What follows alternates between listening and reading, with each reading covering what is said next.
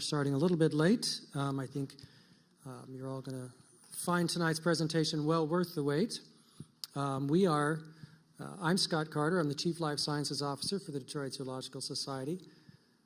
We are hosting at the zoo our 4th International Animal Welfare Symposium. And this is a gathering of leaders from all around the world, from zoos and aquariums, and also leaders in animal welfare science and animal protection.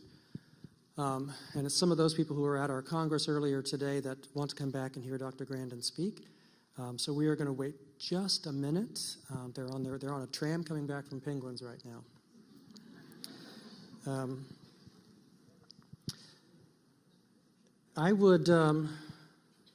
I guess I would go ahead and talk a little bit about the symposium, the Congress that we're hosting. I mentioned that when we do these, this is our 4th one, we bring in all the real leaders, all the luminaries who are working on animal welfare. And that is why Dr. Grandin is here, because she is one of those luminaries in animal welfare. She is taking part in the symposium, and then she agreed to take part in our public lecture series. Oh, our group is coming. So we are thrilled to have her back. Dr. Grandin has spoken here before. Some of you may have been here to hear her speak. Most of you probably know a lot about Temple Grandin, but as my job is to do an introduction, I need to make sure I do a good job. Her research focuses on improving the welfare of farmed animals through studies of livestock behavior, facility design, environmental enrichment, and humane slaughter practice. She's designed facilities for livestock based on her science all over the world. Today, she teaches courses on livestock behavior and facility design at Colorado State University. And she consults with the livestock industry and has for many years on facility design, livestock handling, and animal welfare. For many years, she was the lone voice in the wilderness talking about the welfare of animals in our agricultural system. Dr. Grandin received her PhD in animal science from the University of Illinois in 1989. Most of you probably know she's been on a number of television shows, including 2020, 48 Hours, The Today Show.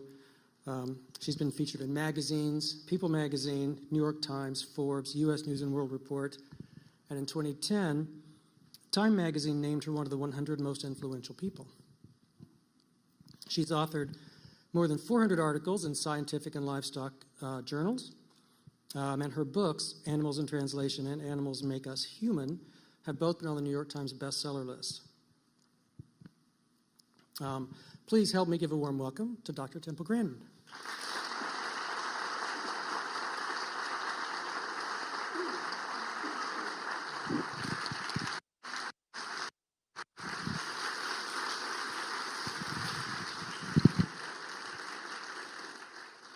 Really great to be here today. Have a lot of things to talk about today. And one of the things I'm concerned about is so many children today are separated from animals. I did a book signing 5 years ago for Animals Make Us Human, which incidentally will be being sold later on, at a Costco store. And I just started walking up to every family with young children, and I asked them if they had pets. And I found out that about 20% of the families in South Denver, a good part of town, no pets of any kind. Okay, is a mic working? I thought that's bad, kids growing up without pets. Several years ago, I read a very interesting article about how the human brain is attuned into animals. This study was done in epilepsy patients where they have electrodes down the brain, and you'd show them pictures of animals, both scary and cute, and it would light up the emotion center. That's kind of in our nature to be having contact with animals. Now, that's some big stress right there down on the ranch.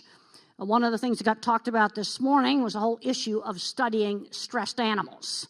And when I was working on our research years ago with Nancy Earlbeck at the Denver Zoo, we trained antelopes to cooperate with blood sampling. That was 20 years ago. And when we first started doing that, people thought that cortisol levels from stressed animals were normal cortisol. Now, the horse is getting a lot of stress there because that's novelty, sudden novelty. Well, there's some no-stress cattle handling right there. He's totally trained. And when people talk about stress, a lot of this is fear stress. I've done a lot of work on handling. And years ago, I wrote an article called The Assessment of Stress During Animal Handling and Transport, and it was a new concept to even talk about fear. One of the big problems we have in science is silos. Neuroscience has been talking about fear for years and years and years. But until relatively recently, they've said, well, it's stressed or it's agitated. You can't come out and say that it feels fear. Calm animals much easier to handle. You have a horse, and the veterinarian comes out to work on it, and the horse gets scared. Give it 20 or 30 minutes to calm down. Now, one of the things I teach veterinary students is you need to know the signs of an animal that's calm or an animal that's getting upset. And in horses and cattle, the first thing that happens is tail swishing. It's very important for people to understand what is the natural behavior of the animal. Tail swishing in dogs is happy. It's not happy in horses and cattle, unless they're covered with flies, and they wouldn't be happy if they're covered with flies, that's for sure. But people need to understand what are the signs. They start pooping, you've really scared you-know-what out of them. It's that simple. And then you have species-typical behaviors, like bison will put the tail up. There's an alarm signal. Deer will put their tail up. It's really important to know what is an animal, what does it do out in the wild? And that was one of the things that got discussed this morning. Now, animals will often associate something painful or nasty, like going to the veterinarian, with something they were seeing right at the moment that it happened. So they might associate it with white coats, or maybe they associate it with a certain sound. I knew an animal that was terrified of diesel-powered equipment. Diesel-powered equipment was bad. If it ran with a gas motor, then it was just fine. People working with animals need to recognize things like, what are the ears doing? What is your animal attending to? Be a good observer. This horse has an ear on me. The other ear is on the zebra. And that zebra was at a game preserve, and he'd come in and stay with the horses, and it was really calm. But I wouldn't want to get him off by himself, because then you would get a big fear reaction. Well, that's certainly not the way you should be holding a bison and nose tongs. I've been working for a long time agriculture animals to get rid of stressful ways of handling them. Things have gotten better, but there's still a lot of things we need to do. Now, getting back to the subject of handling or working with stressed animals. When animals get really stressed out, and this is a pig handling experiment, and it was not nice, and it should not be repeated. But it shows very, very clearly that when you chase animals around with electric prodders, you make the lactate levels and the glucose levels triple and quadruple. I show this slide many, many times to lab animal people, because then you're doing research on animals that have had the you-know-what scared out of them. We don't want to be doing research on stressed animals. And when we did our work on the antelopes, this was 20 years ago, on training the antelopes to cooperate with veterinary research, we got their cortisols down to single digit. So we sent a paper into a veterinary journal called Low Stress Blood Sampling of Antelopes. And a reviewer wrote back really nasty that the judgment was, the title was judgmental. They didn't want to admit that they were stressing them out. We were getting single-digit cortisols because our animals voluntarily cooperated. Now, an issue that comes up many times is, does an animal actually have emotions? Well, I think it's kind of silly that you say they don't. Prozac works on dogs. Scientists have studied obsessive-compulsive disorder on dogs. They can be treated with the same drugs. The neurotransmitter systems are the same. The brain areas are similar. A lot of my background is neuroscience, and it's very obvious to me that they have emotions. Now, the thing is, they're hooked up differently. In humans, if you hug around the shoulder, that's like a nice emotion. In dogs, it's dominance. So it's hooked up to a different brain system. Now, these are the Jack Penskep core emotional systems. I really like these. You have fear. That motivates animals to get away from danger. Then you have rage. Fight the predator off. Then you have separation distress. You separate the mother from the baby. You leave the dog home alone, and it's whining and chewing up the house. Separation distress and sadness is the same thing. In fact, what Jack Penskep's doing right now is he's applying these emotional systems to humans. Guess what? It is the same. So separation distress is sadness. Then you have seeking. Oh, one person wants to jump out of airplanes and do all kinds of stuff like that. I wouldn't be caught dead doing that. High seeker.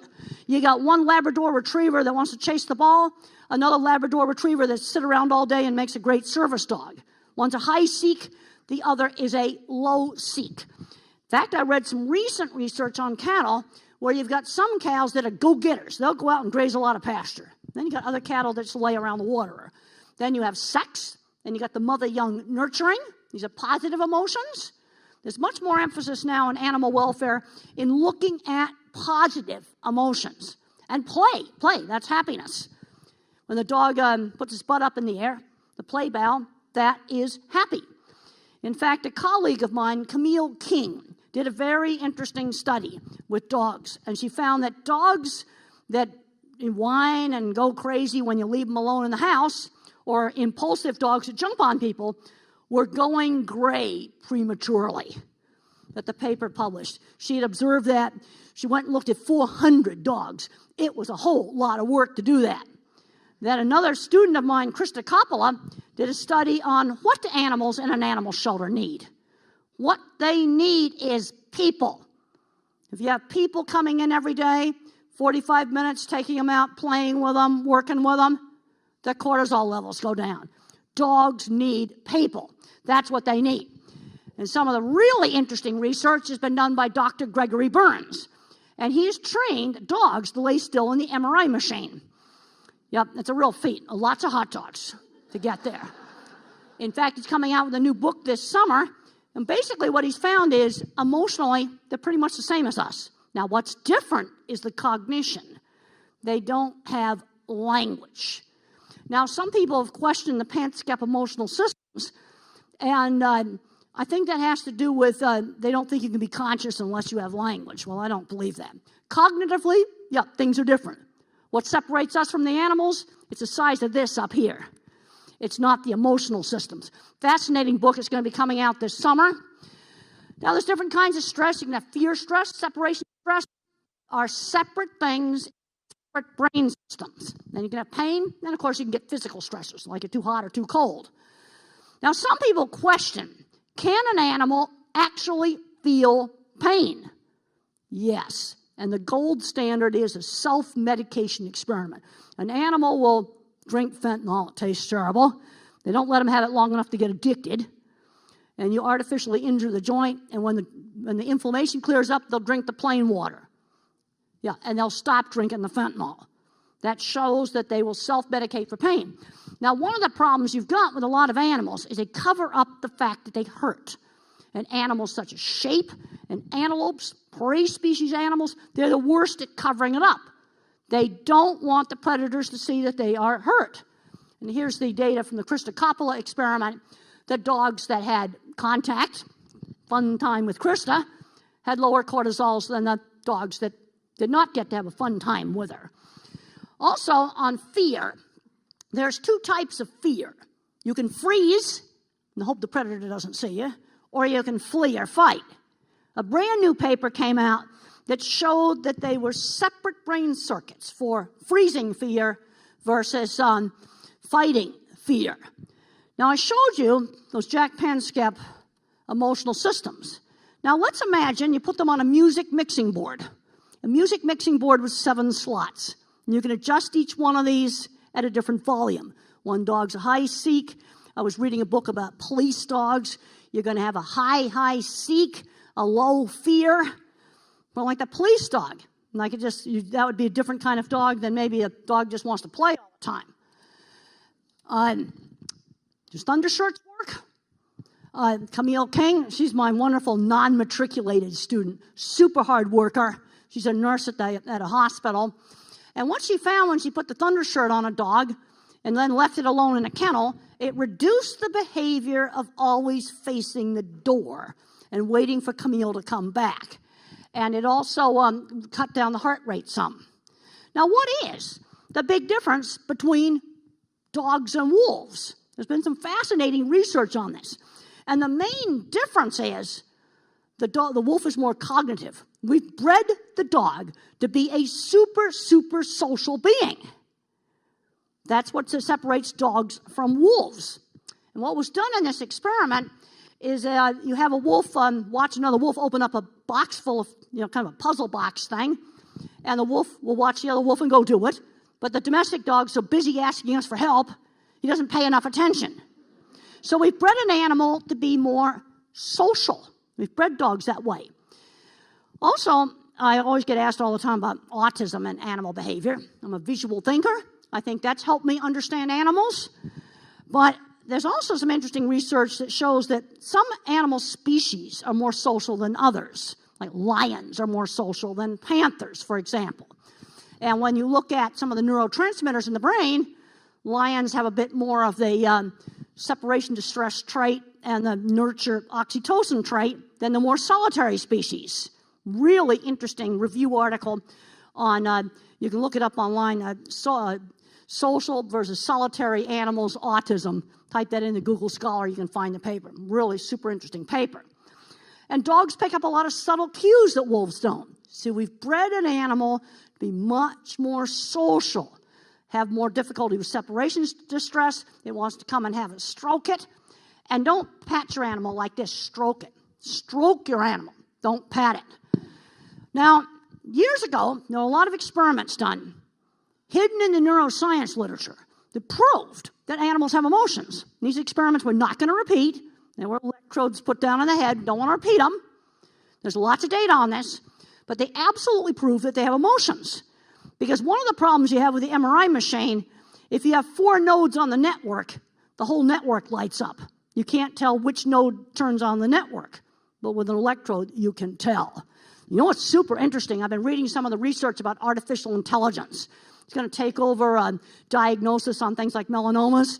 They're doing electrode experiments right now on computer circuits that are set up to be like the human brain, finding some of the same things. So you stick an electrode down into the amygdala, you get a fear response. It's very, very straightforward. Real straightforward. Look how old this research is. I dug it out of the literature. It's in my book, Animals Make Us Human. It's also on a paper that I did with Morris, Earlbeck, and Grandin on a companion animal symposium. If you destroy the amygdala, monkeys no longer have fear. The response of a monkey, if he's scared, he'd run up the wall and he'd be hanging off those rods up there in the ceiling. You destroy the amygdala, he won't run up on the ceiling. Rats no longer fear cats. They're not going to live very long in the wild if they don't fear cats.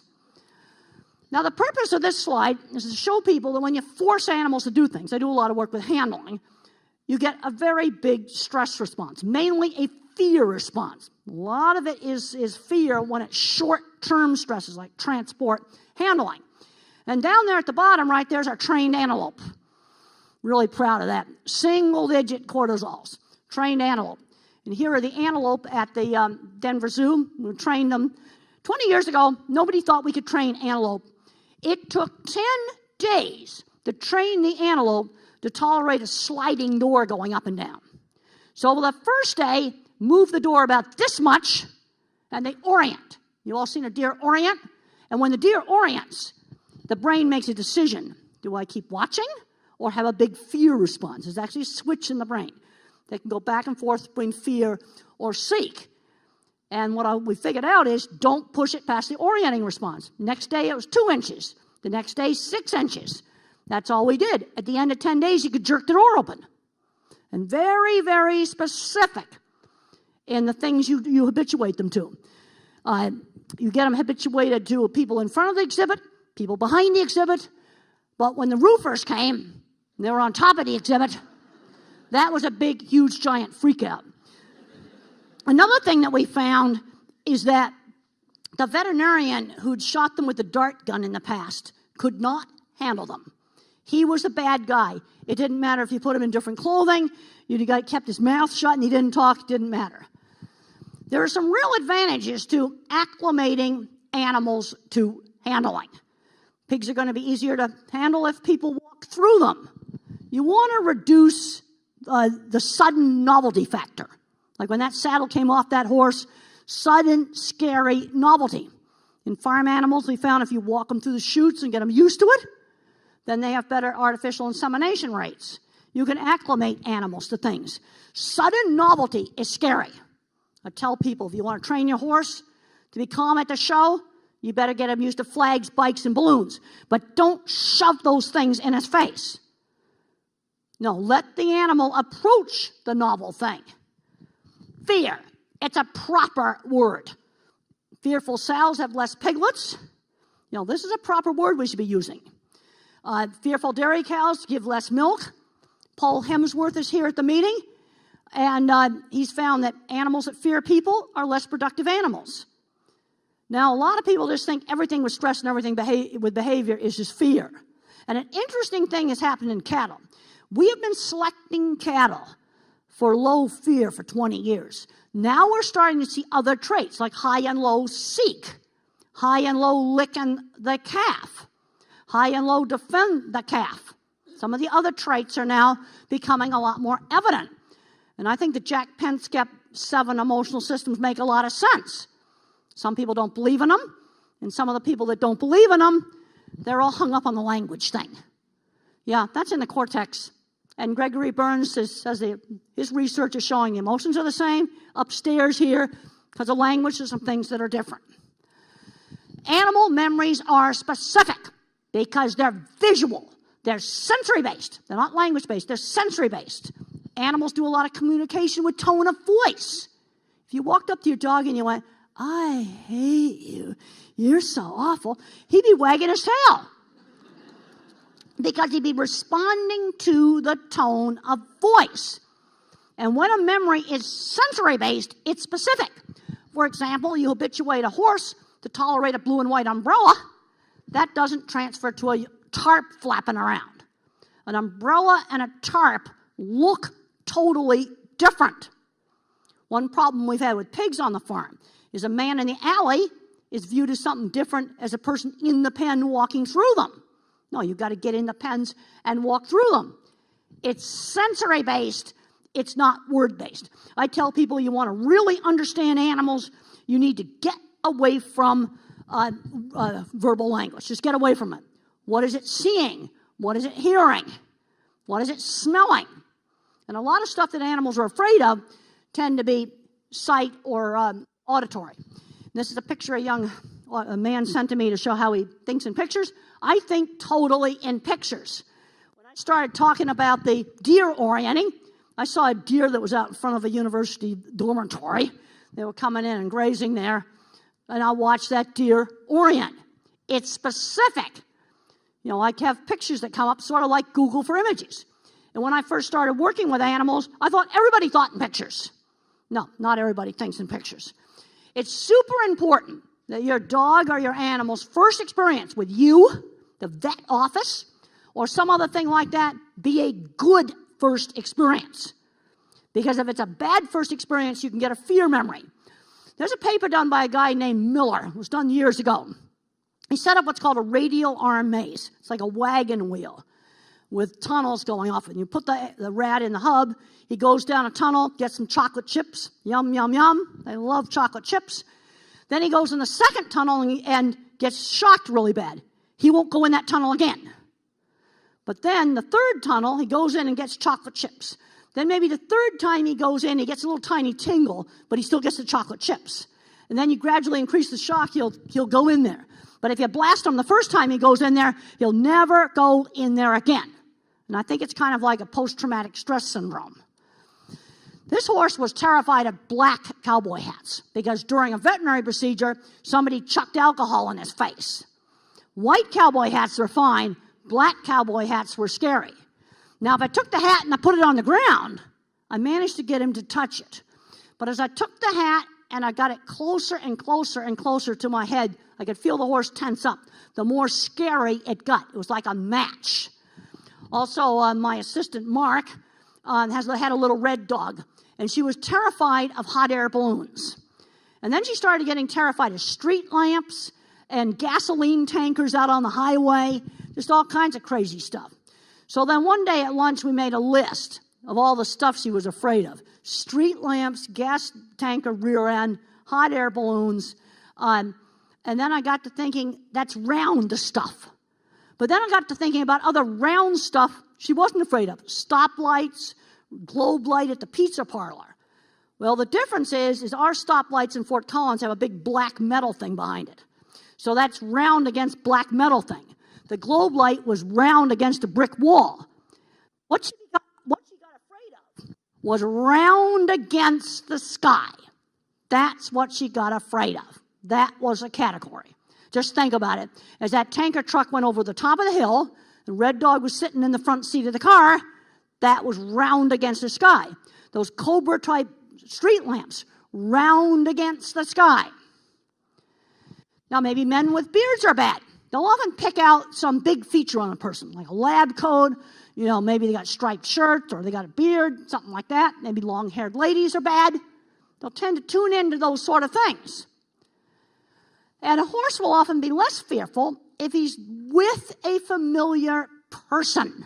A familiar person can really help keep an animal calm. Animals also make categories. When I'm on the leash, I protect my owner. And when I'm off the leash, I can go play. I know this big black dog. Her name's Millie. Go over to his house. Millie's super friendly. But don't go near Millie when she's in the cab of the semi-truck. She'll bite your hand off. When I'm in the truck, she guards. And outside the truck, then you go play. You see, that is categories. Animals do that. And if any of you work with service dogs, you want to make it very clear. Vest on is work. Vest off is play. So don't roll around and play with them with the vest on. Take the vest off. Cattle and horses will make a differentiation. Man on the ground versus man on the horse. Cattle need to be trained to both because it's a different picture. I've seen situations with horses where you can ride them, but then they're very difficult for veterinary work and showing because they'd had past experiences with bad things with people on the ground. Or you can have it just the opposite. Bad experiences with people on the back. And then they're good for the groundwork. You see, it's specific because it's sensory-based, not word-based. Rapid motion, it makes dogs chase, and it tends to make cattle and horses run away. But when we were working on the HBO movie, they had this camera that went really, really slow like this. And you could take this and you could move it around cattle and they wouldn't even flinch. It was like completely non-threatening. Now, the very earliest work that I did with cattle is looking for little things in the environment that would make them stop. Things like shadows, chains hanging down, sunbeams, coats on fences, all kinds of stuff like that. And when I first started doing this in the 70s, people thought it was kind of crazy. I didn't know in the 70s that other people didn't think in pictures. I wouldn't want to be galloping my horse down this road. You are going to end up over his head when he slams on the brake at that lid. You better see those things. Or chains hanging down in chutes. Why do I still have to keep talking about this stuff? Because people are not removing it. Now, if anybody here raises cattle or sheep, I do have a book called Temple Grandin's Guide to Working with Farm Animals. Just came out about 2 days ago, Temple Grandin's Guide to Working with Farm Animals. Really nice full-color picture book. And I want to teach people to be better observers. I can't emphasize enough giving your animal non-slip flooring when you take it to the vet. Now let's see how good you are at observation. How many people here saw that that animal was looking at the sunbeam? Raise your hand. Oh, we're doing pretty good here. But you know who does the best? Elementary school children. They do the best at seeing that. You take your dog into the vet. Give them a non-slip floor. How many people there noticed that that dog was in the brace position? That's not good. This is a slide I showed to veterinary students. I said, put a mat on the table and give it a non-slip floor. And then the vet goes, oh, I don't want to clean the mat. I said, well, then tell the dog owner to go down to Walmart and buy a bath mat with a rubber backing. Get the puppy all used to that, and you bring that in, put it on the table, and the owner takes it home, and you don't have to clean it. But something that simple can make a very big difference. And if you have to restrain an animal, this is something I've done a lot of work on. The mistake that people make, and it doesn't matter what the animal is when it struggles, you just start squashing it. You've also got to hold the animal so you don't trigger the fear of falling. Non-slip floor, make sure you don't kind of tip it off balance. And the pressure, you got to hold it, there's an optimal pressure. Not too tight and not too loose. Here's some example of extreme fear behavior. People will say, my horse was fine at home, but when I took my horse to the show, he went crazy. That's novelty. Flags, bikes, and balloons. Maybe cat is going ballistic the first time she sees a dog. I recently got back from the University of Edinburgh, and there was a veterinarian over there named Erin Dixon, and she did a really interesting study.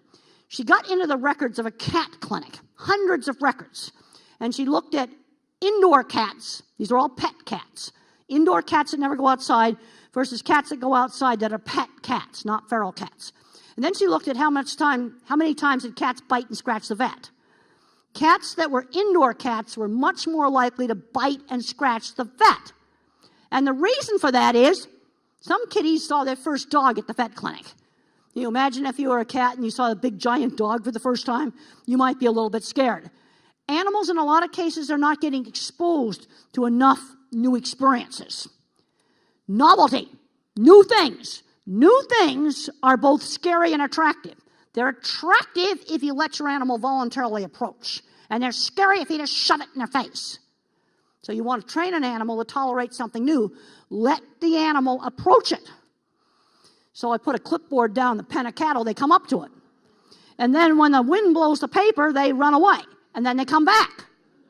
I used to call that curiously afraid. Well, there's actually a switch in the brain for the curiously afraid behavior that actually switches back and forth between seeking and fear. Genetics affects this, but if you have an animal from an abused background, then it's going to be more biased towards the fear. Then I get back to my Jack Penskep 7 emotional systems, and I stick them on a music mixing board. Just think about that. You all know what that looks like. And you start thinking of different animals, and you can almost set where the switches ought to go, the volume control should go on the music mixing board. The Jack Penskep emotional system is the only thing that makes any sense to me. And there were the kind of experiments we're not going to do over. One of the experiments that was done was the rage cat. I studied that when I was in college. Put an electrode in the thalamus, the cat furball, hissing, scratching. And when they first did this, they called it fake rage. Sham rage. And the scientist called it sham rage because he didn't want to get torn apart by his colleagues. But they did another experiment that never got into my general psych book when I went to college. And when they stimulated the thalamus and the cat went into a rage, it would attack a fake rat or a stuffed rat. It would not attack a styrofoam block. That shows me that it's not fake rage. That paper, too, was published in the 60s. Now, I work in the meat industry, so I'm always getting asked about, they know they're going to get slaughtered. I used to run back and forth between the two places. I found that they behave the same way in both places. These are places where I started my career. And a lot of stress is novelty. Sudden novelty is stressful. And the more sheltered a life an animal leads, the more stress it's going to get with novelty. This is like the indoor and the outdoor cats. Also, we got more and more and more thunderstorm phobias today that we never had. When I was a child, all the dogs ran around outside. The downside was getting hit by cars. But the upside was they were socialized and they weren't afraid of everything. And I was out on the movie set, and this was a tame heifer, and they wanted a nice picture of me getting licked by the heifer. So I knelt down, let the heifer lick me. Next thing I know, she's on top of me, and she hadn't been trained to reflector boards. These are styrofoam panels, either white or with tinfoil on them for the lighting, and they can move them really suddenly. And they had assumed, since there was lots of white box trucks around on the site, that the heifer would be fine with the reflector panels. But box trucks move in a much more controlled way. They tell you they're coming. Reflector panels are doing all kinds of jagged kind of motion.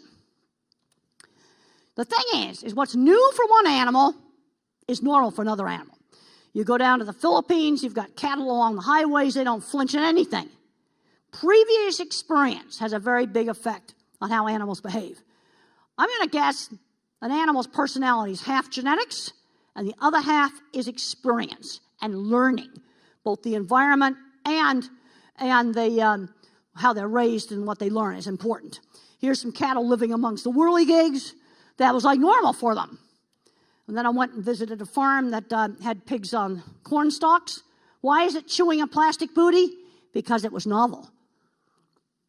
That's why it's chewing the plastic booty. This is an example of approaching novelty. And here's cattle on the side of the road in the Philippines they could care less about all the trucks and all the stuff going by. And there's a bunch of flags there. You better get them used to that before they go to the show. Now, there's interactions you can get with the environment and with the temperament. I am not a fan of rough training methods for any animal. I want to do everything positive.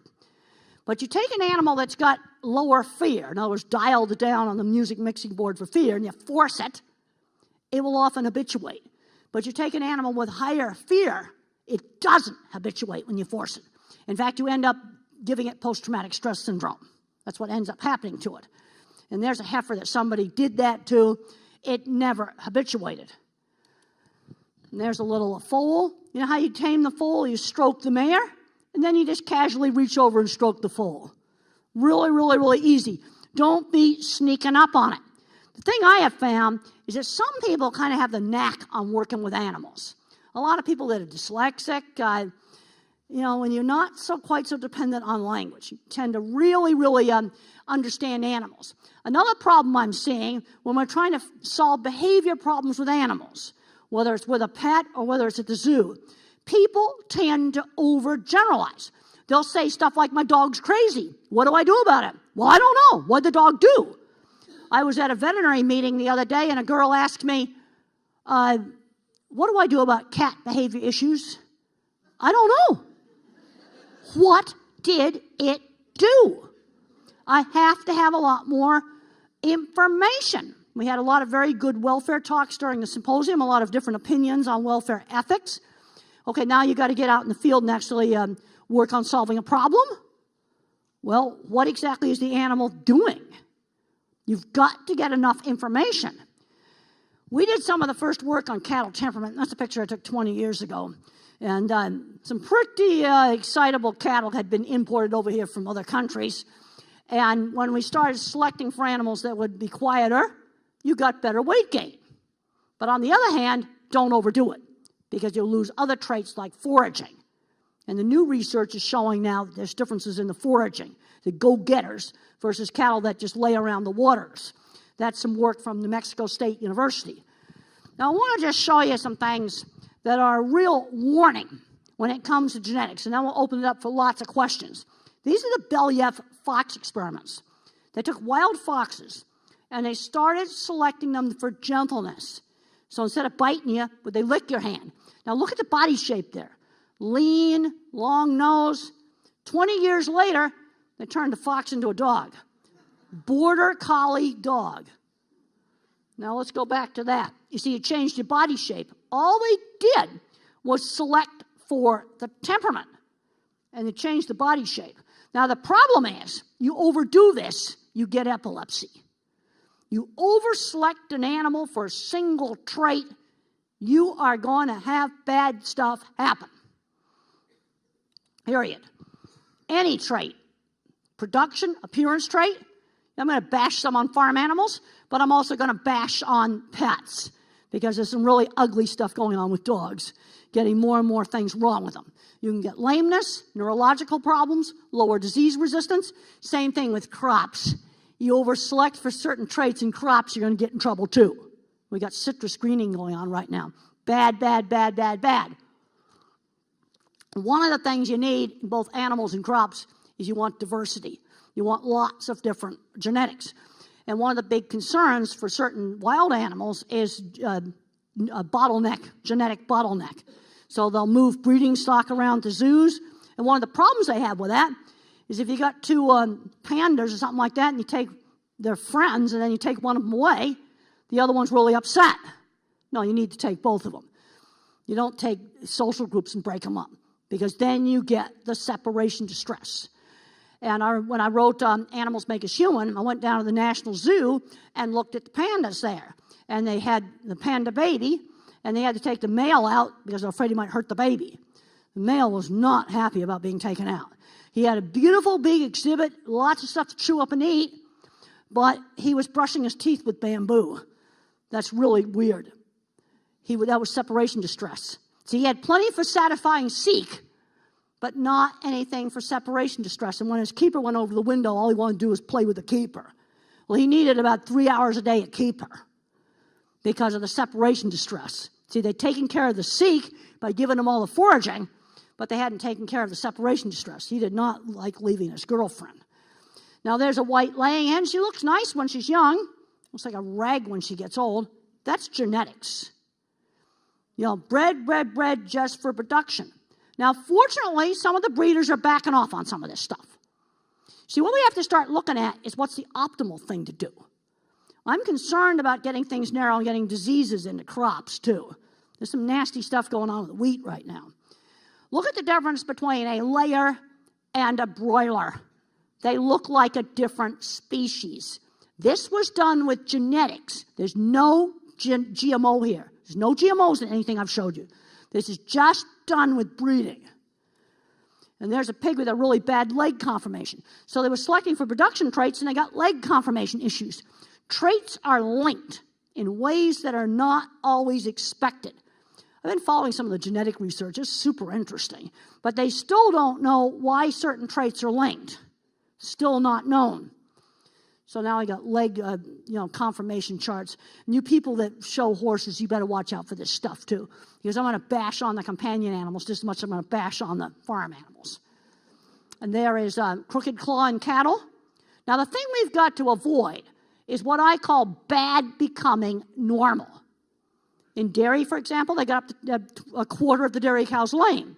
People didn't see it. You see it happen slowly. Similar things are happening with dog breeds. That's bad becoming normal.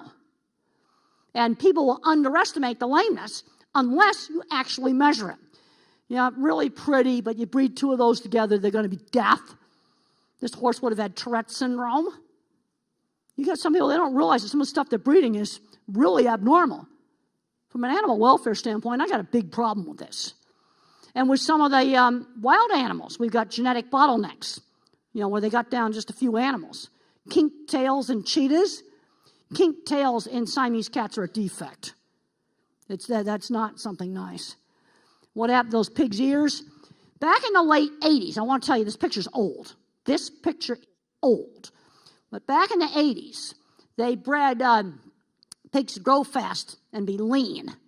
And they accidentally bred them to be mean. Nobody would do that on purpose. It was a side effect. But one of the reasons why it wasn't seen right away is that the pig breeders only saw their own pigs. I was going around to different places, and I got to see other pigs.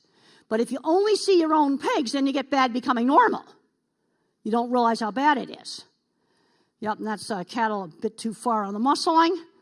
There's a pig with a giant butt there. He came to the plant with a Mercedes pulling the trailer in Germany. So that's like too much muscle. And again, no GMOs here. This is all breeding. And then you get the Chinese pigs, all repro. That's all meat. That's all repro. And that's just done with breeding. In breeding animals, and even crops too, there's trade-offs. For example, if the sheep has a strong immune response, she'll have one lamb. You've got a lower immune response, she'll give you twins. There's always a trade-off because it takes energy to breed animals. There's another pig. Okay, now my final trashing of the bulldog. This is the animal that genetically is one of the biggest messes and a really good example of bad becoming normal. That's what they used to look like. That's what some of them look like now. Difficulty breathing, difficulty walking, can't birth normally, got all kinds of skin problems. And here's a picture of a bulldog from 1938. That's a picture that's in the New York Times. It's called Bulldog's Dilemma. You can find it on Google for pictures. How did you get from that to that? I mean, how did that happen? It happened slowly over a number of years. That's bad becoming normal. All the hip problems we got in dogs. Yeah, we need to be breeding animals that have a sound mind and a sound body. And we're getting into some real problems. And if any of you are into like the Labradoodles and things like that, you want to get the F1 cross, where one parent's a golden, the other parent is a poodle. Don't be breeding the F1 cross, the Labradoodles, because the genetics will be too narrow. Get the F1 cross. That's what you want to do if you're into that. There are some of my books. And then animals make us human. We go over a lot of the research on the Jack Panksepp emotional systems. And let's say the animals don't have emotions, I think it's just stupid. And I think the Jack Panksepp stuff is really right. And I think it's very interesting now that Jack Panksepp's latest papers that I just read last week, he's using these systems in people. Guess what? It's working. Bottom of the brain's the same. It's the top of the brain up here that's different. And if you're really interested in genetics, I have a textbook you can order online on genetics and the behavior of domestic animals, looking at how genetic factors affect behavior. And now it's going to be time for questions. I'm going to pick somebody if nobody has any questions. I'm going to pick somebody. Okay, who am I going to pick here? Okay, right there. You have a rescue horse. Okay. I'm going to have to repeat it because I've got to make sure everybody can hear. Rescue horse. Okay, what's his problem? Oh, you're getting a mic? Okay, good. He went from the flight run from fear. Now he's freezing. Now he's freezing. And he just freezes. So we can't seem to get past that. And what was going on when he switched from the flight to the freezing? I think that he trusts me enough that he doesn't want to like spin and run. Yeah. Because he knows that hurts. And what could you have? Do you know anything about his background? You see, if you know something about handling history, that can help you figure things out. Yeah. And animals that have the high fear genetics, when you abuse them, it does a lot more damage. Right. What happened to him in the past? He was a barrel horse, never left the arena, was starved, and then they decided to tattoo his eyeballs. What? Yep. What? Because he was white, and they wanted his eyes to show up. Oh, come on. Oh, that's horrible. It is horrible. Oh, I can't believe some of the stuff that people will do. Oh, amazing. That's totally horrible. Now, he may not even see right now. Well, he's in one eye, he sees shadows. Yeah, I know that. Well, yeah, this is totally horrible. I can't, Right.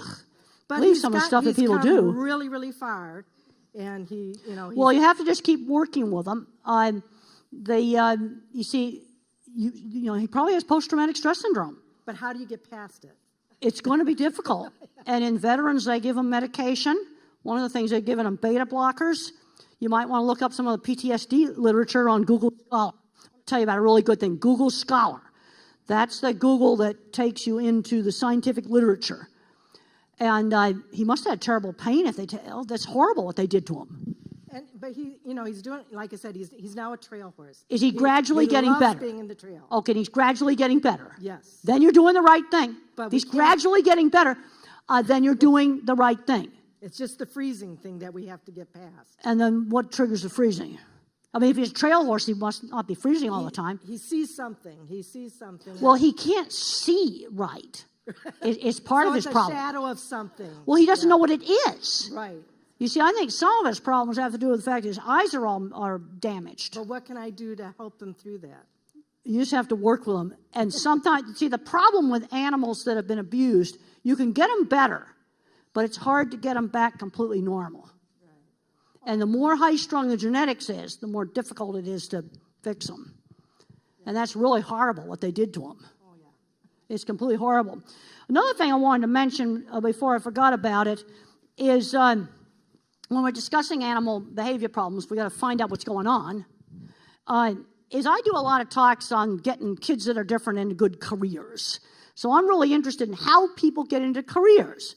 And what I have found, and it applies to all careers, I don't care what it is, skilled trades, working with animals, Fermilab, the big physics project, it gets back to early exposure. The scientists at Fermilab got interested in physics because of the high school science teacher. I got interested in livestock because I was exposed to them as a teenager. And I'm concerned, we got kids growing up today where there's no animals. Like 20% of the families in Denver have no pet of any kind. You got kids growing up with no animals. Kids afraid of dogs. When we were kids, we played with dogs all the time. And we got more behavior problems with the home alone problem than we ever had before. Okay, right there.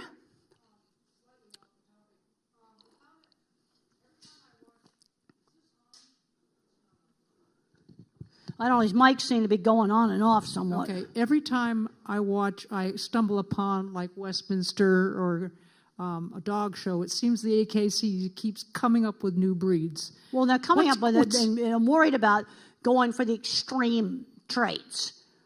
Okay. I mean, but where are these all coming from? Is it just a financial thing with them? They come up with all, I mean, they're new breeds? I don't that- know. Okay, They do all right. some of this stuff. You know, when you look at the bulldog, see, this is an example of bad becoming normal. And I actually looked up some journal articles called Normal for the Breed, which I gave to the veterinary students to read, because some people think that's normal for the breed. We're breeding something that's highly abnormal.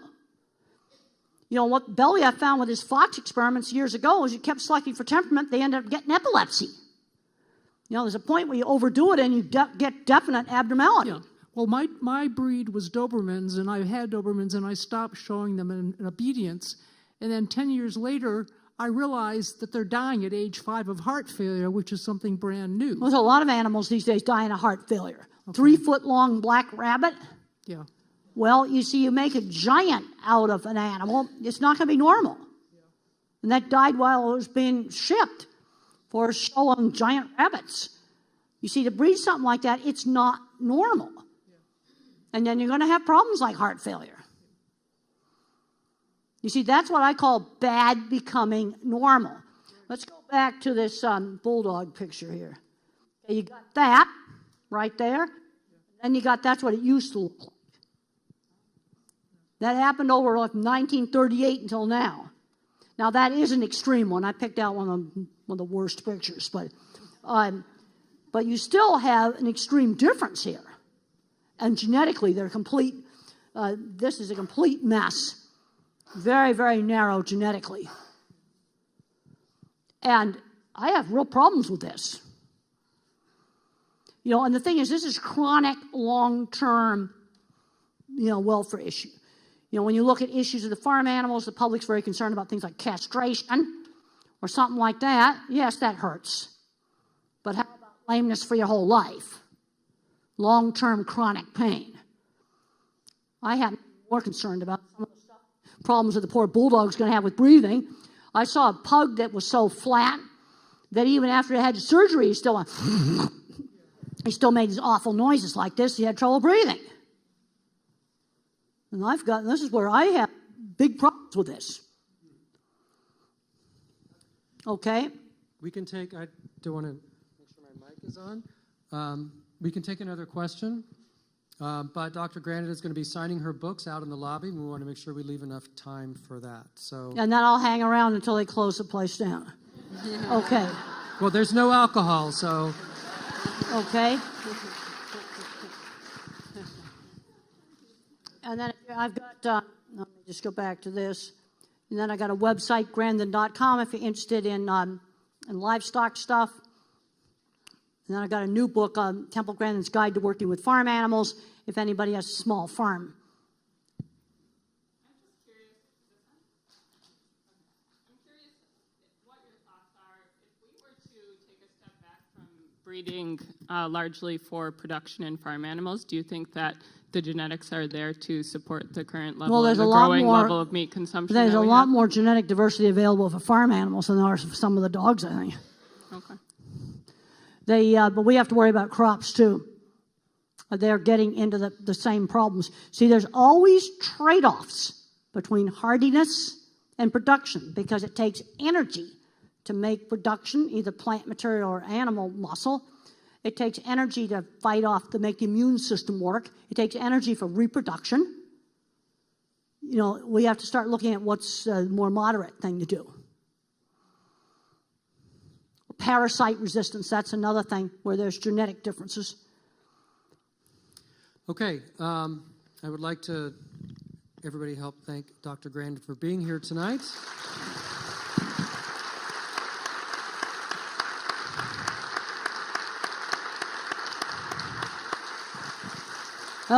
Great to be here, and I'll see you all in the lobby. Thank you. If you have a book of Dr. Grandin's, you can sign it out in the lobby. We also have 2 of her books for sale if you want to purchase a book out there and have her sign it. So again, thank everyone for coming. This is a 4-lecture series. We have 2 more nights, 2 more great speakers. So